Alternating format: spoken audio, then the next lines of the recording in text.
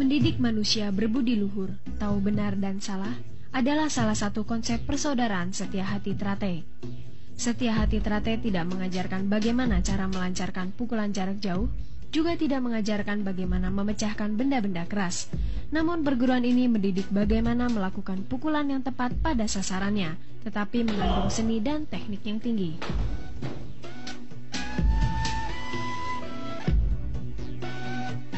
Untuk bergabung ke Setia Hati Trate tidaklah sulit. Usia 9 tahun, sehat lahir batin sudah dianggap sah untuk perguruan ini. Sabuk polos meningkat ke sabuk merah muda dan hijau merupakan jenjang yang mesti ditempuh para anggota pemula, yang disebut dengan calon warga, sebelum masuk menjadi warga.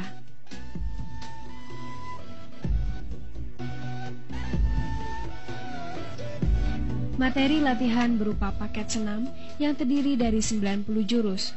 Sedang latihan fisik diarahkan untuk dapat melakukan gerakan teknik dengan mudah dan mantap, yang mengarah pada kelenturan, keseimbangan, kekuatan maupun kecepatan, dengan unsur pendukung latihan pembentuk daya tahan otot dan stamina. Latihan fisik merupakan bagian dari tahapan latihan untuk dapat mencapai prestasi yang baik.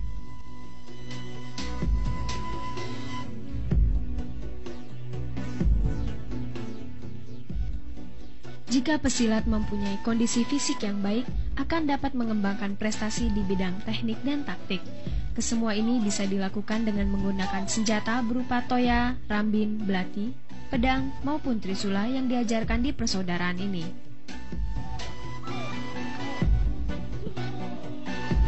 Melalui masa latihan selama 6 bulan untuk tiap sabuk, calon warga ini telah melampaui sabuk hijau akan berakhir di tingkatan sabuk putih. Maksudnya setelah sekian lama berlatih dan digembleng di Setia Hati Trate, diharapkan para anggota mempunyai hati yang putih dan bersih.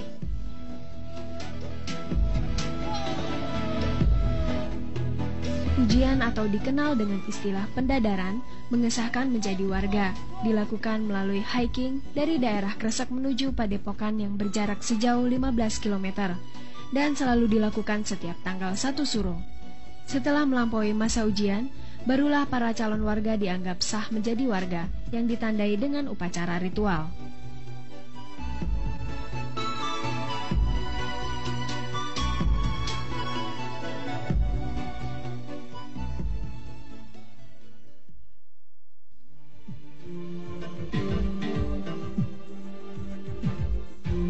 Persaudaraan Setia Hati Trate. Nama organisasi ini menggunakan kata persaudaraan, bukan perguruan.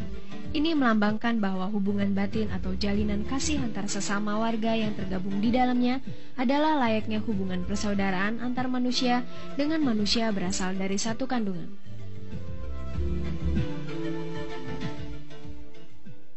Satu persaudaraan sejati tidak memandang siapa kamu, siapa saya. Latar belakangmu apa, latar belakangku apa. Yang adalah kamu orang Setia Hati Trate, saya orang Setia Hati Trate. Itulah yang inginkan. Yang berbicara dari hati ke hati, sehingga persaudaraan ini akan utuh. Satu sama lain akan saling memerlukan. Dan satu sama lain pun menyadari kekurangan masing-masing, maka kekurangan itu ditutup oleh saudaranya yang lain pula. Hubungan persaudaraan yang kekal abadi tidak memandang derajat, agama, suku, ataupun ras. Persaudaraan dalam Setia Hati Trate adalah persaudaraan yang tetap berpedoman pada tata krama dan sopan santun sesuai dengan adat dan budaya bangsa.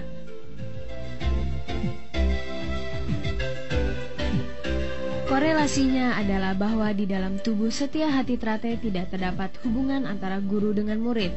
Yang ada hanyalah hubungan antara saudara dengan saudara, di mana saudara yang lebih muda menghargai saudara yang tua. Begitu sebaliknya, saudara tua harus menyayangi saudara yang lebih muda.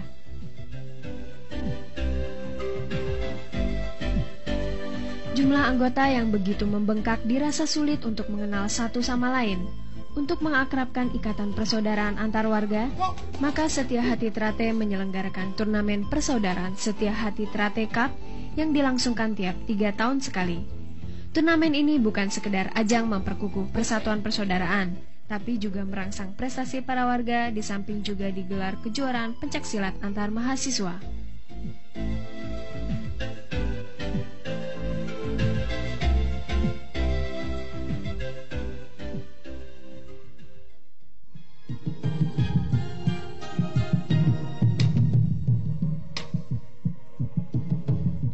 Dari sekian banyak atlet-atlet berprestasi di perguruan ini adalah Sutrisno.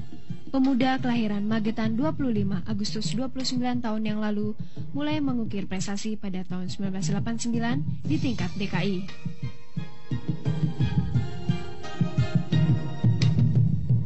Mengaku pertama kali mengikuti pencaksilat atas dorongan dari kakaknya, Sutrisno kini benar-benar jatuh cinta pada olahraga milik leluhur.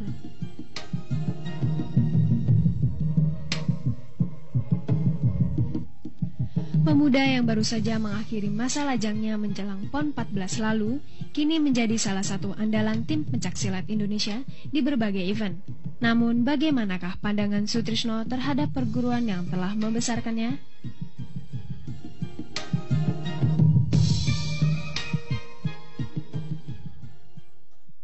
Saya dari pertama sampai sekarang saya tetap orang Esa Terate. Karena saya dari kecil saya ingin jadi seperti pendekar-pendekar Esa Terate yang mendahului saya, karena dia punya prestasi sangat bagus sekali dan sangat terpuji untuk bermasyarakat, khususnya di Madiun.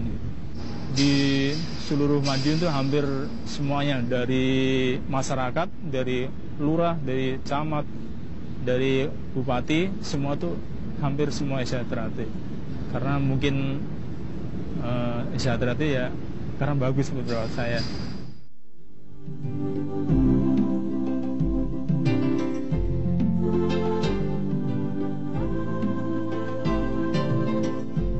Berbagai event besar telah diikuti dengan hasil yang cukup membanggakan, mulai dari tingkat kejurnas, PON, bahkan kejuaraan dunia.